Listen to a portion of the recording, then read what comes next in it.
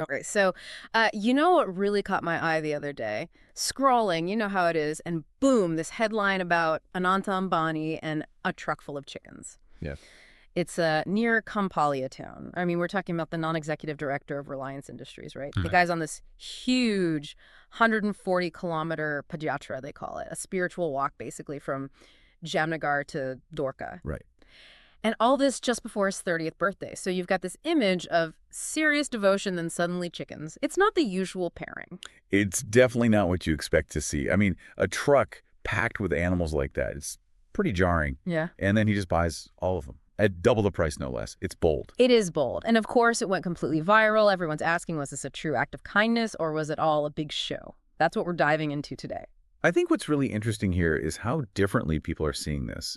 You have people, especially those into animal rights, who see this as pure compassion. It's like, look, here's a guy with resources putting a stop to suffering. Exactly. And you see that online, right? People praising him for stepping in. But then almost instantly, you get the other side. Yeah. And that's where it gets murky. A lot of the doubt comes from his connection to Ventura, Ah, yes. this massive animal sanctuary he's involved with. Now, it does rescue animals, but it also houses predators. So the question is, what happens to all those chickens he just bought? That's the big question, isn't it? When you start thinking about animal welfare in the big picture, the fate of these specific chickens really matter. I mean, rescuing prey animals in a place where there are also predators.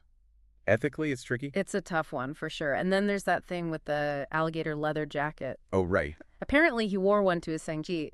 It kind of clashes with the whole saving chickens narrative, don't you It think? definitely makes you do a double take. I mean, on one hand, he's rescuing chickens. On the other hand, well, alligator skin.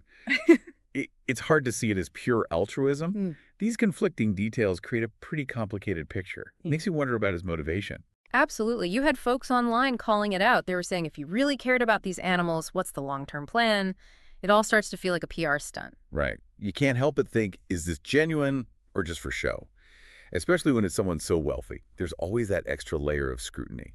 But there's also the context of this 140-kilometer walk. By all accounts, it's grueling, and he's reportedly had some health issues in the past, yet he's doing this huge physical and spiritual thing, walking even at night. That says something about his commitment. It does. It shows a level of dedication you can't fake.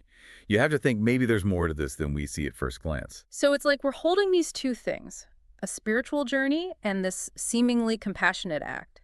But then we have these other details that cloud the picture. It makes you wonder what people will remember. Will it be the walk or the billionaire buying chickens? It's fascinating, isn't it? It really highlights how we judge public figures and what they do. Which matters more? A single big gesture or the bigger picture of their choices? Totally. So Yeah. taking it all in the rescue, the questions, it raises the spiritual journey itself. What do you make of it all? Is this about real compassion or the complexities of PR? Or maybe it's something else entirely about wealth and belief and how we see it all in today's world?